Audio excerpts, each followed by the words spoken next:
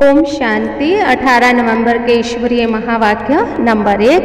तुमने जीते जी बेहद के बाबा की गोद ली है, उनकी संतान बने हो तो श्रीमत पर जरूर चलना है, हर डायरेक्शन अमल में लाना है। नंबर 2। जैसे किसी की उम्र 60 साल हो जाती है या उससे ऊपर होती है तो कहते हैं ये वानप्रस्थी हो गया है।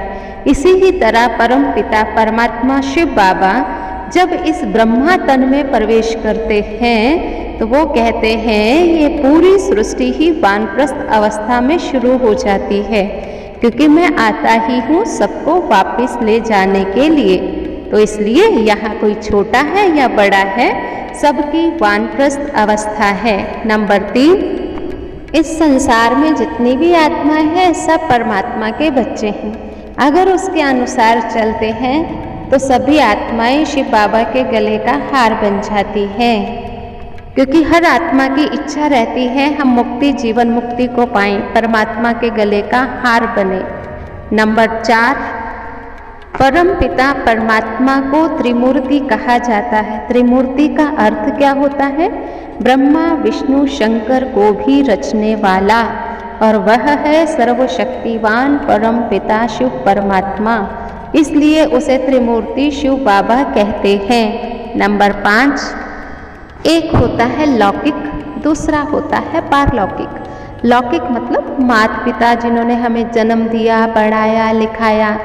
पारलौकिक मतलब इस शरीर के अंदर जो आत्मा है उसका पिता शिव परमात्मा, जिसको पारलौकिक बाप कहते हैं। तो जब हम उनको पहचान लेते हैं हमें सुख घनेरे मिलते हैं। नंबर 6। दुनिया में जैसे कोट ऑफ आर्म्स होता है ऐसे ही यहाँ गोले के नीचे लिखना है स्वदर्शन चक्र, ना कि चरखा। उस गवर्नमेंट का तो चरखा लगा हुआ है, लेकिन यहाँ है स्वदर्शन चक्र।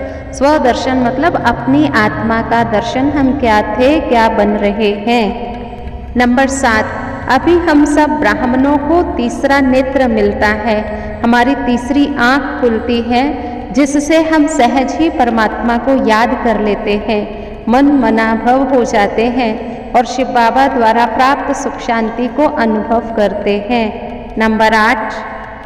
ज्ञान सागर परम पिता परमात्मा से ज्ञान प्राप्त करके हम ज्ञान गंगाएं बनती हैं।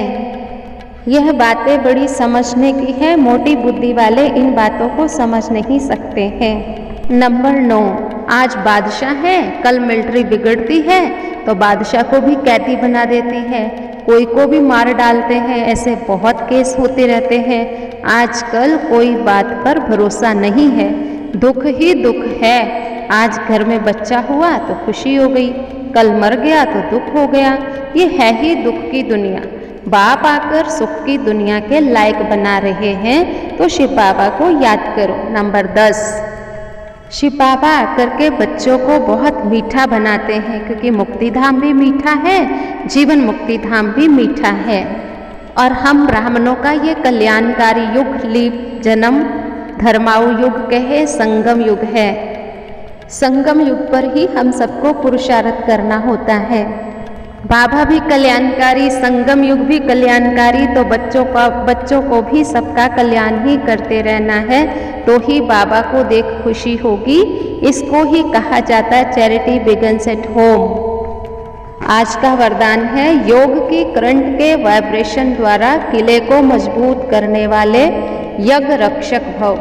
जैसे ब्राह्मण फैमिली बढ़ाने की प्लानिंग करते, ऐसे अब यह भी प्लान करो जो कोई भी आत्मा ब्राह्मण परिवार से किनारे ना हो जाए। किले को ऐसा मजबूत बनाओ जो कोई जा ही ना सके। जैसे चारों ओर करंट की तारें लगा देते, तो आप भी योग के वाइब्रेशन द्वारा करंट की तारें लगा दो। जब इस यज्ञ के किले को अपने योग के पावरफुल वाइब्रेशन द्वारा मजबूत बनाने का संकल्प इमर्ज हो, तब कहेंगे यज्ञ रक्षक। स्लोगन। ज्ञानी तो आत्मा वह है जिसका कर्म साधारण होते हुए भी स्थिति पुरुषोत्तम है। आज का स्वमान रहेगा मैं यज्ञ रक्षक हूँ। यज्ञ रक्षक मतलब योग के वाइब्रेशन चारों ओर फैलाने वाले और बाबा के घर का किला मजबूत करने वाले। जहाँ भी रह रहे हैं योग करो, अच्छे वाइब्रेशन फैलाओ, तब कहा जाएगा यज्ञ रक्षक